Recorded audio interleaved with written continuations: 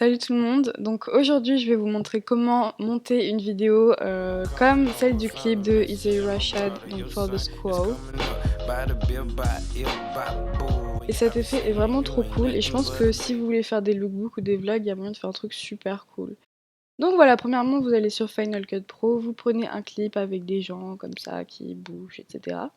Et la première chose qu'on va faire c'est d'aller chercher un texte, et le texte c'est le texte personnalisé. Donc voilà, vous le prenez, vous l'appliquez comme un texte normal. Voilà. Donc vous allez écrire un certain montant. Enfin là je copie vraiment le clip, hein, mais bref. Donc pour la police, moi j'ai choisi Octane Spray Paint. Donc une fois que c'est fait, vous prenez votre curseur et vous vous mettez au tout début de la vidéo. Et je vais placer le texte au-dessus de la tête d'un de mes personnages. Vous allez cliquer sur l'outil transformer et vous allez activer le keyframe.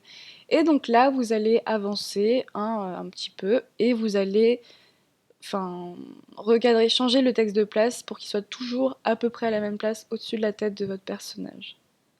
Vous voyez, là ça se décale. Voilà. Et c'est automatique, en fait vous avez juste besoin d'avancer un peu dans votre clip et de changer de position. Et vous voyez que vous allez avoir tous les keyframes qui vont faire une espèce de mouvement. N'hésitez pas à sortir le titre du cadre aussi lorsque le personnage sort. Vous voyez que c'est très facile de le faire revenir.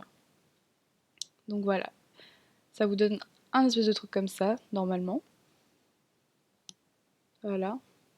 Mais moi c'est un peu saccadé parce que j'ai fait petites images par petites images, petites séquences par petites séquences, et voilà.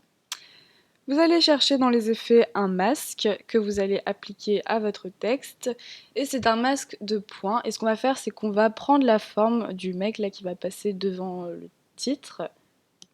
Voilà, vous faites suffisamment de points pour être assez à l'aise, et donc là je vais cliquer sur inverser le masque pour faire apparaître le texte et le faire disparaître, et vous allez cliquer sur le keyframe à côté de point de contrôle. Et là, on va faire exactement la même chose qu'on a fait pour le cadrage, c'est-à-dire que vous allez avancer, changer la disposition des points, voyez. Et plus vous ferez par séquence rapprochée, plus l'effet sera naturel en gros. Donc ça prend énormément de temps. J'avais déjà fait une vidéo dessus, je vous mettrai le lien si vous voulez. Et donc là, le but c'est simplement qu'on donne l'impression que le personnage passe devant le texte en fait. Et on fait ça grâce au masque. Donc vous voyez qu'une fois qu'il passe, on n'a pas besoin de bouger le masque de points. Et quand Childish Gambino va revenir, là on va changer la disposition des points. Donc, excusez-moi. Voilà. Ensuite, vous pouvez changer la couleur. Si le solde est positif, vous faites une couleur verte. Si le solde est négatif, vous faites une couleur rouge, comme dans le clip. Vous pouvez ajouter une ombre, mais voilà à peu près le résultat. Voilà, c'est super naturel. Et j'ai vu qu'il avait fait une petite erreur, vous voyez le dollar est un peu coupé. Enfin, il n'y a pas vraiment de souci, vous pouvez modifier à tout moment votre nuage de points, hein, comme je suis en train de le faire. Et ça ne changera pas vraiment votre masque, voyez. Donc quand mon point bouge, je le remets. Et voilà. Donc les défauts sont assez faciles à corriger avec cette technique. Voilà. Ensuite, pour mes autres personnages, je vais simplement faire un copier-coller. Et je vais faire exactement la même chose.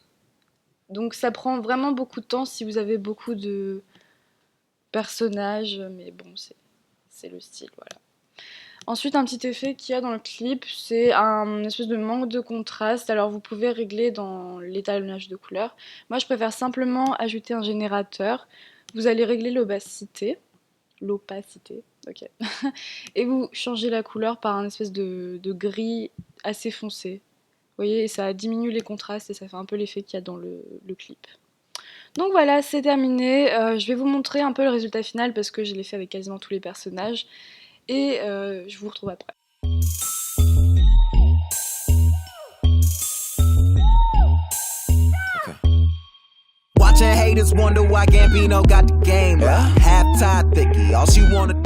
Voilà, cette vidéo est terminée, j'espère qu'elle vous aura plu. Si vous avez d'autres idées de vidéos, enfin sur quel effet je pourrais reproduire dans tel ou tel clip, n'hésitez pas.